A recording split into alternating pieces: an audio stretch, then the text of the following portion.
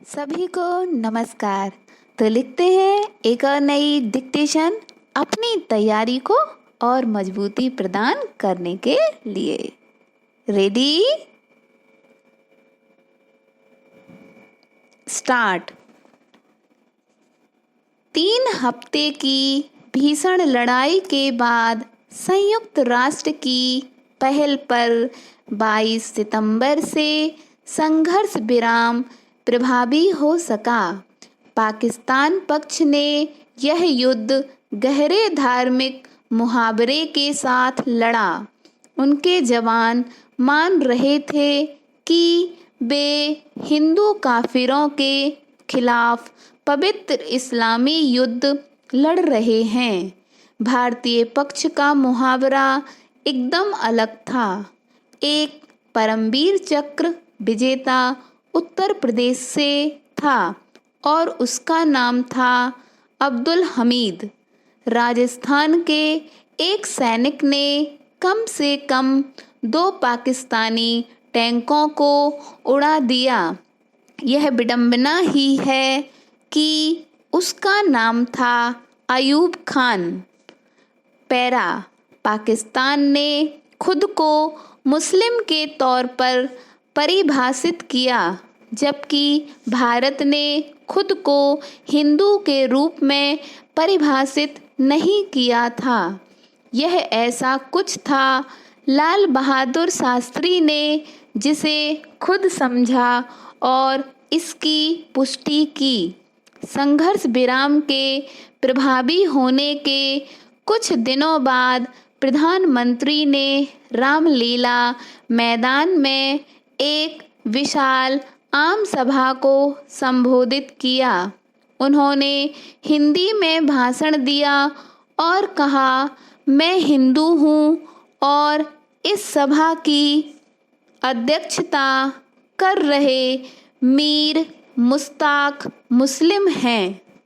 आपको संबोधित कर चुके श्री फ्रैंक एंथनी ईसाई हैं। यहाँ सिख और पारसी भी हैं।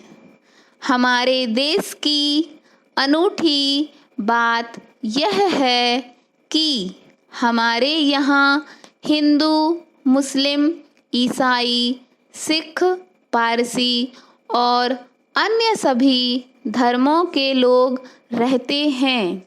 हमारे यहाँ मंदिर और मस्जिद हैं, गुरुद्वारे और चर्च हैं, लेकिन हम इन सबको राजनीति में नहीं लाते। यही भारत और पाकिस्तान का फ़र्क है।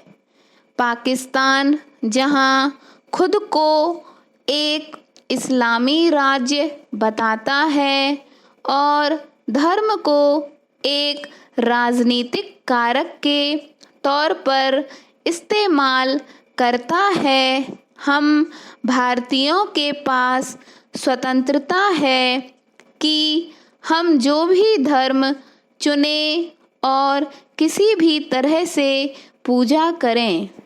जहाँ तक राजनीति की बात है तो हम में से प्रत्येक उतना ही भारतीय है जितना कोई और। पैरा, यह देखना असंभव नहीं तो मुश्किल जरूर है कि नरेंद्र मोदी शांति या युद्ध के दौरान ऐसा भाषण दें जो दूर से भी इससे मिलता जुलता हो। विशेष रूप से प्रधानमंत्री के रूप में अपने दूसरे कार्यकाल में मोदी ने अपनी नीतियों और राजनीति को बहुसंख्यकवाद में ढाला है।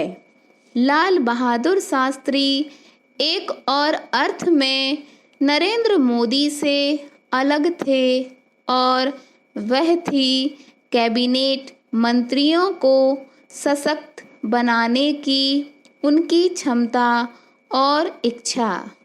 शास्त्री का नारा जय जवान जय किसान जाना पहचाना है।